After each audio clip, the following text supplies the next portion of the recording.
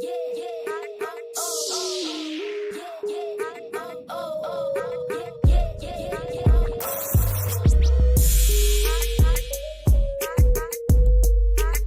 going on, guys? Welcome back to Pure EVil MMA.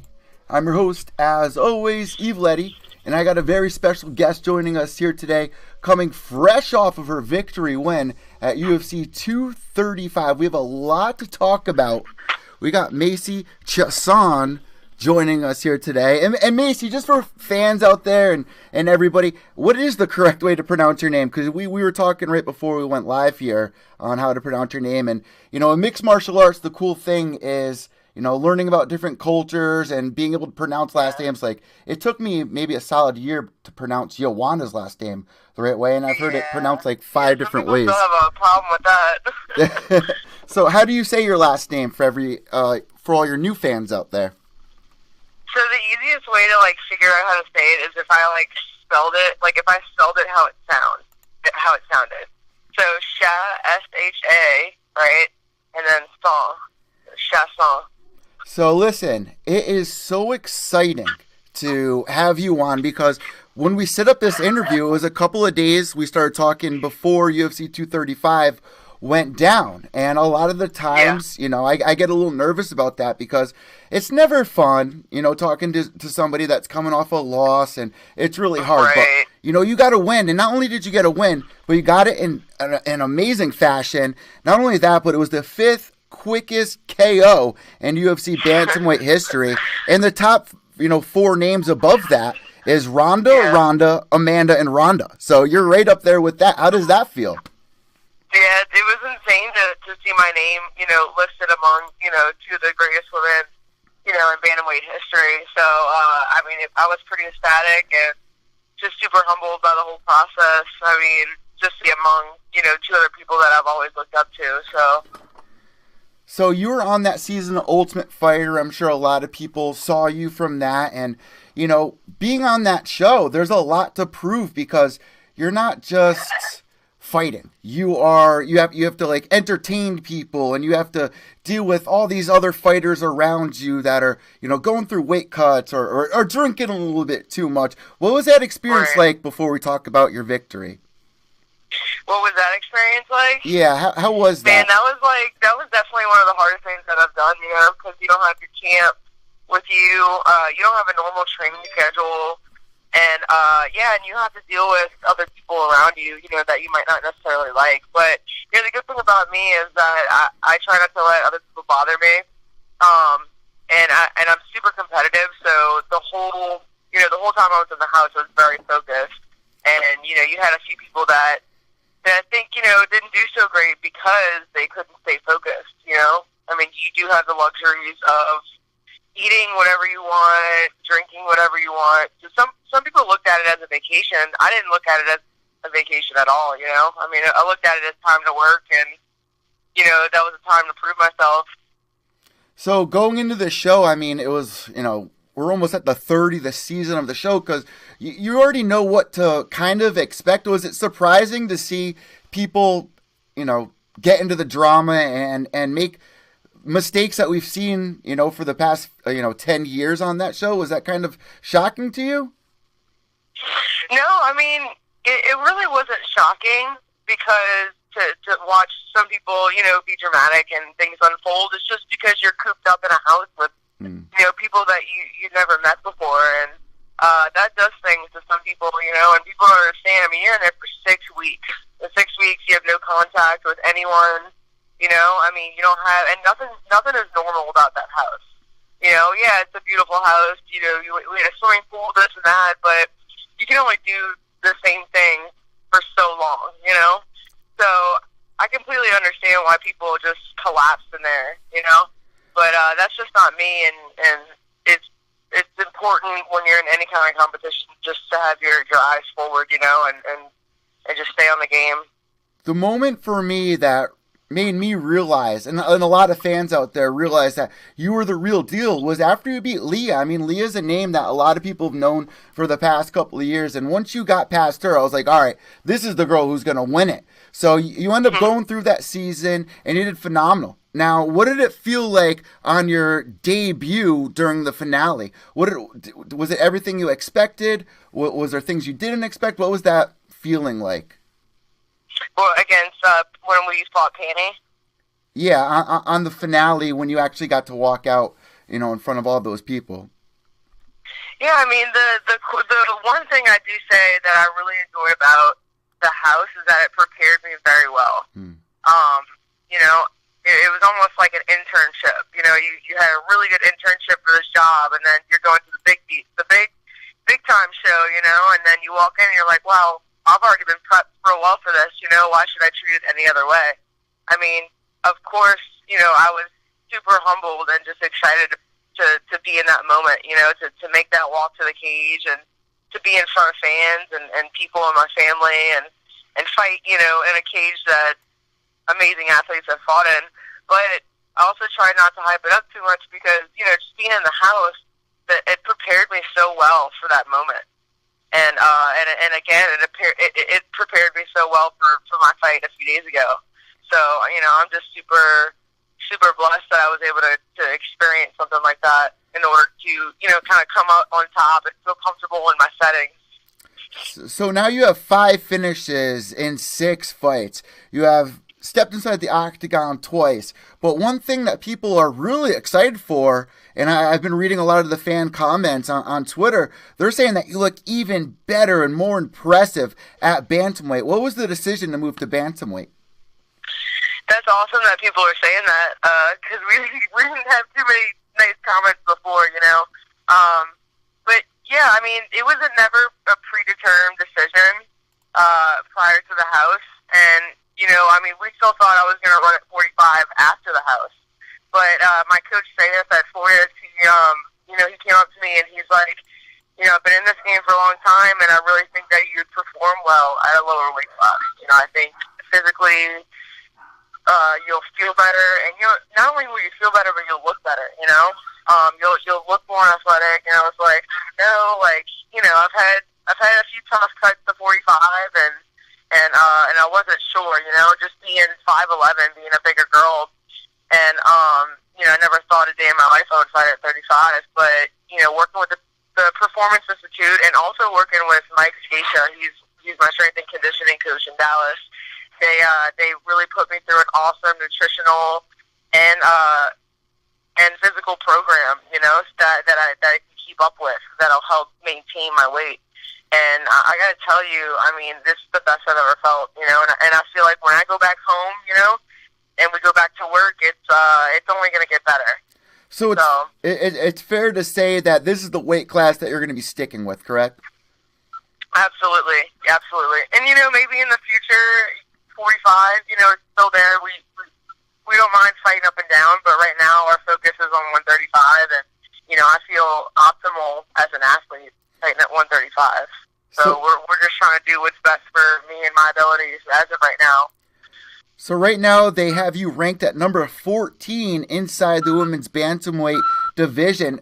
Do you have your eyes on anybody moving forward, or are you just kind of waiting for that phone call? So we don't have our eyes on anyone in particular. One of our set goals this year was to get ranked, and that's one that we scratched off. So, we're ranked now, and now we're trying to make our way to top 5, and we have this list, and we're looking to scratch everything off going down the line. No, I mean, we don't have anyone in mind, but we are looking at a quick turnaround, so you guys should see something set up soon, real soon. And you train with a lot of people that are, going for those same goals, trying to get ranked, trying to make that championship run. Does that Absolutely. mentality blend together? Does that give you more, jet fuel, so to say? Oh, yeah. I mean, every single guy and girl that I train with at Fortis, I mean, everyone's got their own goals. Everyone's got these real high goals, and when I watch them smash those goals, I'm like, it hypes me up. And the good thing about our team is that we all have somewhere we want to go, and we're always pulling the person behind us up with them, And, Miles Johns, he's been one of my main training partners. He's the LFA title holder. He's fighting March 22nd. He's up and coming, 8-0, I believe, undefeated. just an amazing athlete all around and great person. Steven Ocho Peterson, he's fighting March 22nd in the UFC. He was one of my training partners that would run with me after practice, and now it's kind of a thing, Now before and after practice, he's always on the treadmill. Not, even though when I'm not there. So, we got Deborah Kuzman. She's fighting for Bellator March 22nd. So we got a lot of people that have really helped me through this camp that are up and coming, and I'm really excited for our team. So UFC 235, obviously a big deal. I mean, there were so many huge names on this card. Did you feel pressure? Did you feel like you had to go in there and, make a good impression upon everybody because, the stars that were on that card, you wanted to stand out? Did you feel that? Yeah, I think, all of us as fighters, especially on a big card, being on the early prelims, you want to go out with a bang, you want people to turn their heads and notice you and talk about you. But, that's never really my onset. That's never really what I'm looking at. My team and I trained so hard the last 12 weeks that we knew no matter what, no matter where it went, we were going to end up on top somehow, whether it was 3 rounds, whether it was 2 rounds, 1 round, so just being there with, like John Jones, people that I really look up to is awesome, and you have just a little bit of pressure to please them, but you can't really go in there looking at it like that, you want to stay calm and collected and and just ready for your fight. So I was talking with Houston Alexander about this, and he was telling everybody that for a lot of people that come into the UFC, it's a little distracting. It could be difficult to go on with some of the obligations that the UFC brings to you, but it seemed like you actually loved it. You feel comfortable in front of that camera and everything. How amazing did it feel to go in there after all this time, get that victory, sit there with Joe Rogan and do the interview? What did that feel like, if you could paint the picture? So Joe Rogan caught me off guard. I didn't even notice that he was there, and I was like, and as soon as he walked up to me to shake my hand and talk to me about, post-fight interview, I was like, oh my God, I'm fangirling so hard right now. It was definitely one of my favorite moments, being able to stand next to Joe and talk to him, and of course, I was talking to Dana White a little bit after the fight, and he's such a lovable guy. As soon as I see him, I just light up because he's such a good guy, and I wish people were able to have a few more conversations with him. He's just such a lovable guy. I can't say anything else to that, Yeah, and Dana actually said an amazing quote about you, saying that you really don't see a lot of girls getting knockouts, especially at that weight class. Is that kind of, even more motivation to you when somebody like Dana White says that? Is that the best compliment anyone has ever given you? That is the best compliment that anyone has ever given me. People have given me really great compliments, but when it's coming from Dana White, it really, it's real, because he's not going to say something that he doesn't mean. And that's what I really like about him. So, it was definitely a moment where I felt a little bit of sweat on my forehead, and I was like, wow, this is just, this is just an amazing night, so, yeah. So in the last 5 minutes of this interview, I have a couple more questions for fans to get to know you a little bit better, and then we have a couple of fan questions for you. But one thing I got to ask you, your coach was Kelvin Gastelum.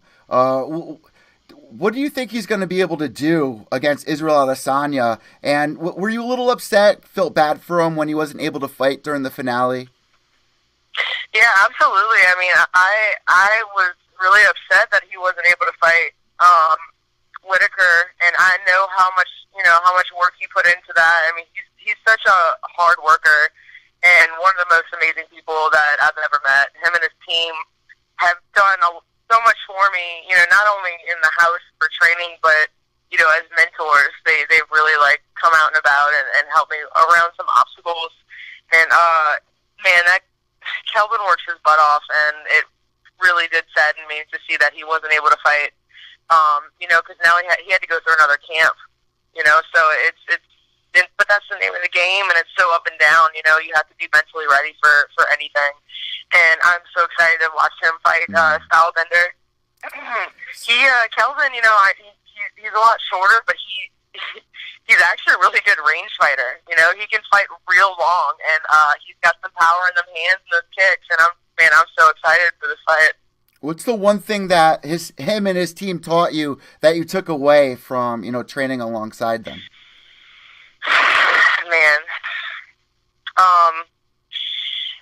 biggest thing for me mentally was just believing in my capabilities, believing in myself, and I'll never forget, prior to each fight, they always say, you have the first 10 seconds. You go out there, the first 10 seconds is yours. If you don't touch them in the first 10 seconds, you're allowing them to settle. So they always, they also taught me to just be myself, go in there and do you and just be you, You had this long camp, you set up these certain combinations for this, but at the end of the day, you can't always count on that being there. So, I think really taking away from them is just going in there, having fun, and being the person that you are, and that's definitely gotten me those wins in those houses, in that house, So it really seems like your family is a huge support system, from the beginning, your mother supporting you and going through it all. And I really look up to that because there's so many people out there, a lot of families, when you get to a certain age and they start pressuring you to fall on a safety net and get a real job. So, how supportive is your family now that they see you make it? They see you on the big show. Well, at first, because I started training when I was in college, right before I started college, and, they thought it was kind of just a hobby. And once I got close to graduating college, and I was kind of asking myself, like, do I want to look back and regret not doing this, Because, I graduated with a degree in biological sciences and studies in engineering. So, I was doing pretty well as far as a college graduate. And I was like, do I want to get a job or do I want to look back and regret not doing this, And I told myself, I'm like, you only have so long, like, in this fight game, so why not just go and do it? You're always going to have your degree. And once they saw I made that decision, and I was working my butt off just to make ends meet and train and be able to train, to support myself, they were all in. They knew this was real. So, and I mean, I can't imagine having any other family like that. I mean, their support has been through the roof. It's insane. Now, here's one of the last things I want to ask you before we go into the last segment, which is the fan questions. Obviously, you have a really cool nickname, the Voodoo Queen, and I put two and two together. The UFC obviously pressuring you and all the fighters to go on social media, make a Twitter account, go on Instagram, promote yourself. And I saw on Halloween, you dressed up as like an ICP clown with makeup. You should do that during weigh-ins. Walk out with that clown makeup, add a little extra flavor to you. But so where did the Voodoo Queen name come from? So it's really a funny story. I mean, I never people kind of just started calling me that because I came out with like a new shirt design, and it was supposed to be like a collaboration between like the old school boxer looking thing with the hands up and old tattoos, and Marie Laveau. And so we had someone draw up kind of like a mixture of those two things, and she ended up putting like Voodoo Queen underneath it, and that kind of just like stuck with everyone. They kind of just like took it and ran. So, which I'm not upset about. I usually don't give myself nicknames, but I thought it was cool because I like to represent New Orleans and the culture. Were you ever interested in that? Like, as a kid growing up in that area, the history of voodoo, was that an interest for you? Like, I'm from the East Coast. Salem's a huge interest over here. Yeah, it's definitely a big part of the culture here in New Orleans. And, in school when you were growing up, you would learn a little bit about it. And if you get to ever go on a tour when you're in New Orleans, that's definitely one of the things they talk about. And I just love it because that way, I get to represent everyone from back home and New Orleans. They're a very close-knit group, especially with the Saints. So let's jump into the fan questions. We'll pick three of these questions. There's a bunch of questions here. So let's pick three of them. This one's from Miles Hutton. He says, you entered the Ultimate Fighter as a 145er. What do you think of the UFC featherweight division having very few fighters? Yeah, I mean, I really feel for that division because there's only just a few girls on the roster, you know, and it's, you know, especially I don't know if, you know, certain people could make it any lower. I had to work real hard to get to 35, and I'll continue to have to work real hard, which I don't mind at all. But yeah, I mean, it's running slim, but I hear they're trying to build it. You know, I heard recently that they signed Bam Malecki at 45, so I think that's going to be a great addition to the 145 division. She's got amazing stand-up and Thai boxing. So I think there's hopes, you know, and it might take a while, but I think they're going to be able to build it. Really quick, do you see yourself, like, if they build the roster a little bit more, do you see yourself going up to back to that featherweight division? Yeah, if eventually, you know, the fight's right, and you know, and 35 is kind of on a hold, which I don't know why it would be. Yeah, we wouldn't mind fighting up at 45. But 35 is so stacked right now, and we're looking to stay busy this whole year, so. This is a question from Misty B. What is her most sentimental tattoo? Sentimental tattoo is probably my chest piece. I got my chest tattooed when my grandfather passed away. He's definitely like one of the most influential people in my life as far as sports go. And he was also a mentor when I was growing up. He used to always get me my cleats and stuff for softball and soccer. So he was definitely like a big part of, you know, my influence in sports. And it's a poem by E. Cummings, and it says, "I carry your heart with me. I carry it in my heart." And very last question from Scott Canyon, who actually helped us link up this interview. So thank you, Scott Canyon. He asked, why has she gone down a division? And was it, you answered that, but was it a struggle to get down to that weight? So initially when I first, you know, because I had to make a lot of adjustments to my camp, I had to add in a lot of extra work that my body just wasn't accustomed to. I actually started adding in a lot of running. You know, especially like 12 weeks, you have to make a certain weight in 12 weeks. You don't really have much room to breathe, you know, so it's obviously going to be a little bit of a struggle at first. The first 4 weeks, my body was pretty sore from running because I would have to run sometimes, usually twice a day, but it would be before and after practice, my hardest practices. So just imagine having the most grueling 2.5-hour wrestling practice and then having to run about 30, 45 minutes on the treadmill after, you know. So, I mean, initially that was pretty hard. It was a little bit of a struggle, but as we got past that third, fourth week, man, my body became so accustomed to it. It was just kind of like a cool down for me, you know. So, now that I've gotten through those little barriers, this next cut is going to be so much easier. This is the very last question. It'll be really quick to answer. What kind of dog do you have? They see your dog pictures on Instagram. What kind of dog is that?